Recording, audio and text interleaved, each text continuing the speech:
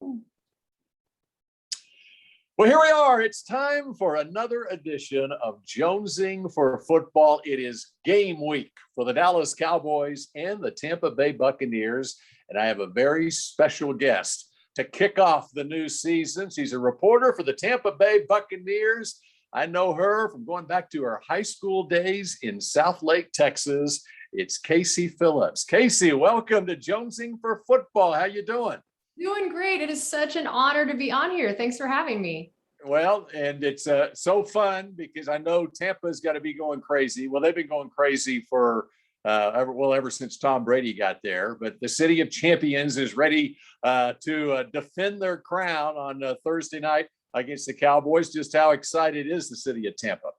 Oh, you mean Champa Bay? Yeah, that's how we're referring to it nowadays. We've gotten incredibly spoiled over the last year or so. And yeah, I mean, people are going nuts and buzzing. Every single seat is sold out this season. It is absolutely nuts. And especially when so many people didn't get to go to games last year with COVID stuff, that place is going to be rocking next Thursday night. Yep. And just give us an idea of what kind of impact Tom Brady has made on that whole area here in the last year. Oh, it's been incredible. I mean, the attention from national media has gone through the roof, the attention even from local people. Every single thing we do that involves Tom Brady is getting a billion views and everyone talking about it. And then, of course, the impact he has on the field is incredible, that he's like having a coach and a player and a scout all out there at the same time. The respect he garners, everybody is so motivated because you never want to let down the GOAT. I mean, it's just this incredible thing to watch the young guys, the old guys, the respect he gets on that field and the way it elevates the entire team. Okay, so first let's talk about this matchup and where these two teams are coming out of training camp in the preseason, because I think that's interesting. And then I want to get into your background a little bit as well. Let's first off, okay, how about just the approach with Dak being hurt throughout the preseason? He hasn't played in any preseason games. And Bruce Arians makes the decision to play his starters in the last preseason game. Tom Brady goes 11-14, leads a couple of scoring drives. I think I saw Levante David had 9 tackles in a quarter. The Bucs clearly are in regular season form heading into this, and we really don't know about the Cowboys right now. How do you size things up?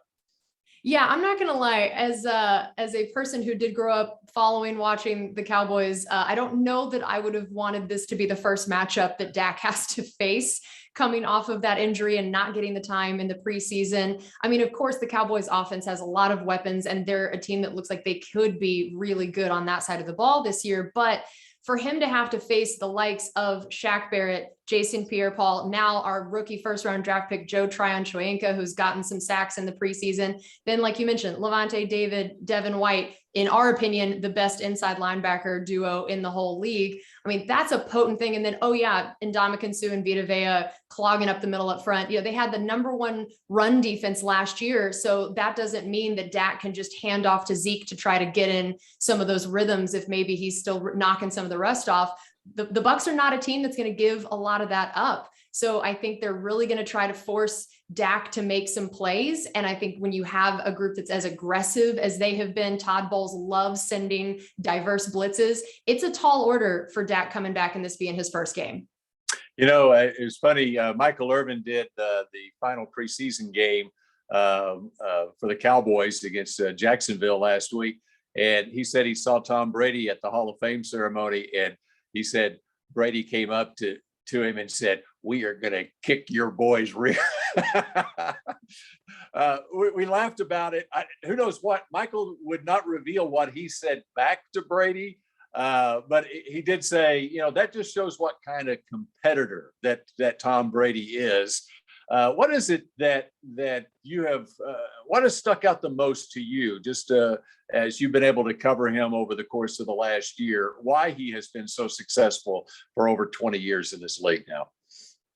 Man, how long do we have? It really is incredible, the number of things that I've seen. I mean, for one thing, it's down to even little details like him talking to a wide receiver about literally inches when it comes to their routes and exactly where he wants them to be, and the precision that he brings, the way he studies the game. And the fact that he doesn't take any of it for granted after 22 years, that he's not walking out there, not preparing, thinking, oh, I obviously know how to do this. He is meticulous in the film room and in meeting rooms and studying, which means he holds everybody else to that same standard. And then even little things like Mike Evans telling me that Brady does a great job of never putting him in a danger position of if he's catching over the middle, Brady won't let him get his block knocked off, right? And so even things like that you don't realize how he protects his wide receivers. And Mike Evans said, yeah, that's why we love playing with him. His mental side of the game, he cares about us and protects us. He sees things that we don't see, elevates our game in that. And he's also just one of the guys that even with all of that and all of his success, that he is making jokes in the locker room. The guys love hanging out with him. He doesn't act like he's on some other plane simply because of the success that he's had. So he's one of the guys, but then he makes everybody elevate their game to his level. You know, their season last year kind of reminds me of the Cowboys seasons back in the 90s when they were actually going to Super Bowls and winning Super Bowls. In the aftermath of it, all we remember is they won Super Bowls. But really, when you go back and look at the nuts and bolts of those seasons, there were points during those seasons where we didn't know whether you're going to make the playoffs or not. It was kind of like that for Tampa last year. When you look at, as they were going into the month of December, they were 7-5. They had just lost 3 out of their last 4 games. Included in that stretch was a 38-3 loss at home on a Sunday night to the New Orleans Saints. What was it you think that triggered for them to win 8 straight games and win the Super Bowl? And it's given them so much confidence now going into this season with everybody coming back. I mean, I wish it was a more exciting answer than this, but I think it was just time. We forget that there was no offseason last year. And even though he's Tom Brady, he was still new to the Buccaneers, new to these wide receivers, and new to Bruce Arians' offense. He'd never had to start over or learn a new system in his whole time of his career. And so I think getting here, those little chemistry things that he's so good at, they just didn't get the time to develop that. And it's going to take, if you look at, if we had the offseason and the preseason games, it probably would have been a lot sooner in the season. We would have seen that turnaround, but instead they had to work out all of those kinks in live games that you're caring about the wins and losses. You're not getting those preseason games where you can just throw anything against the wall and see what sticks. And I think we had a bye week at just the right time. And there just came a point when they realized all the chemistry was there. They understood things. They got to do stuff quicker, faster. There wasn't as much thinking involved. And that's what was so exciting for us to see in this last preseason game, the way that they just meticulously moved down that field on offense and looked so in sync. He's throwing passes to every single weapon he has. And that's when you remember, we didn't get this last year. And now they're getting to just carry all that forward because we brought literally every single person back. So we went from 0 continuity in a lot of ways to start last year to all the continuity in the world this year. And how about the way the Bucs were able to open training camp this year? They got their rings from last year, and you got a ring too, because yes, you are a member of this organization too. How special was that night? I did. It was incredible. First of all, the ring ceremony was probably one of the most fun things I've ever been a part of because it was only Buccaneers people there. There wasn't any outside media. There was nothing. So it was all the Bucs family. And it was just players and coaches and everybody giving these amazing fun speeches. Jason Pierre-Paul danced his whole way up to the podium. I mean, it was a party and a half. So that just to be able to be the person that got to MC that, introduce everybody, watch everyone get their rings was amazing. And then a few weeks later, we had a separate one that was for the business staff to get our rings. And they are pretty incredible. I mean, I have to show it off, right? So look at this. I get my own box with my name on it. And then the ring rotates with lights on it. And it is an absolute ridiculous ring. I could not believe how big it is. It's got my name on the side and everything. I was blown away that I got something like that. The only thing missing, it needs to play music too. Yeah. Exactly. Maybe Yo-Ho, A Pirate's Life for me. There you go. So you got to MC the ceremony too, and the ring ceremony.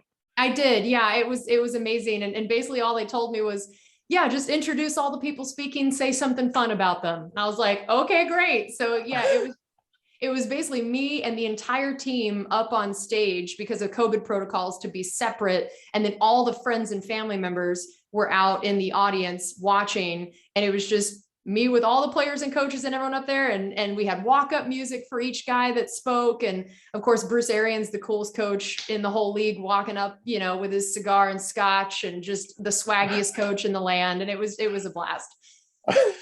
Did you cover the parade too? Were you anywhere around Brady during the parade? Yeah. So I was the person who, again, emceed all of the speeches after the parade. That was an experience then.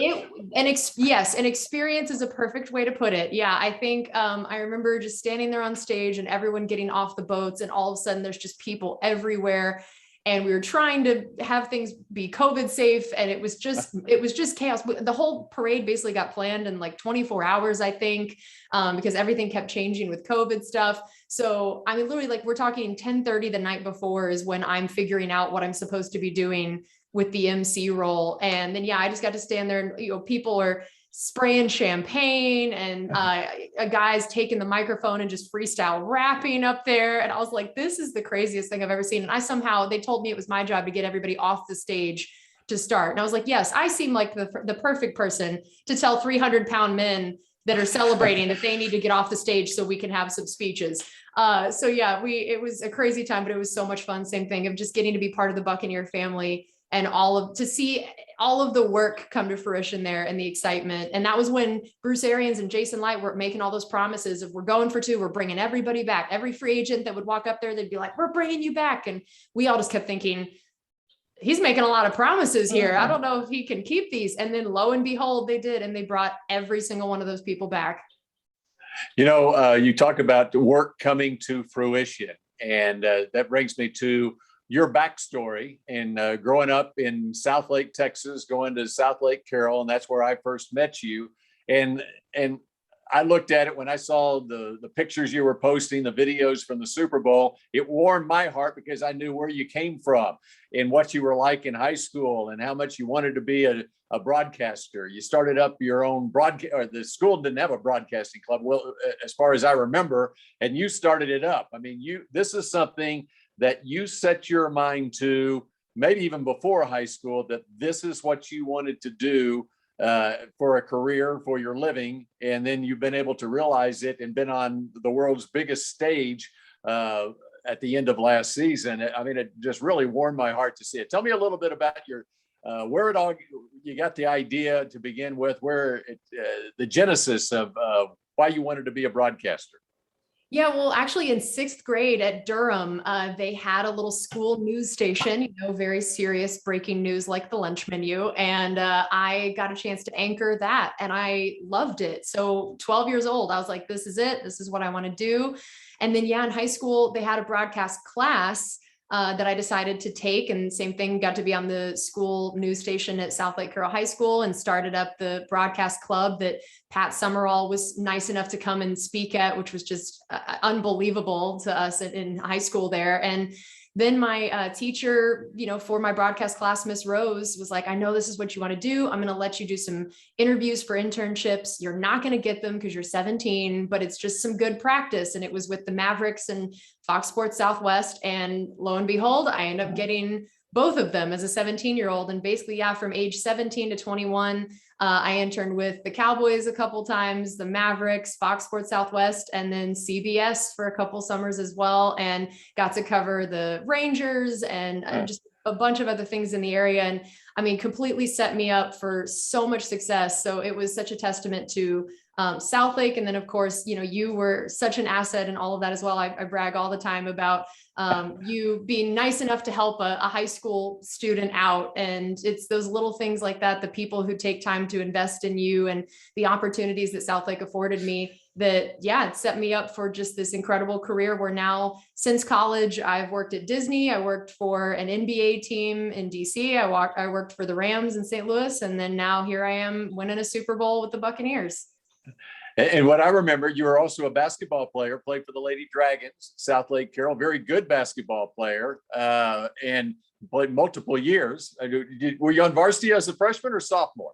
Sophomore. Freshman, okay. I didn't even really get to try out because I was playing volleyball at the time. And then I chose to focus after that. So yeah, sophomore, junior, and senior year, did the varsity basketball thing, and several other sports at Southlake. But yeah, basketball, that was my jam. That was the sport. And it was so much fun getting to play there. And then you also, as I recall, you also did PA on the baseball games, right?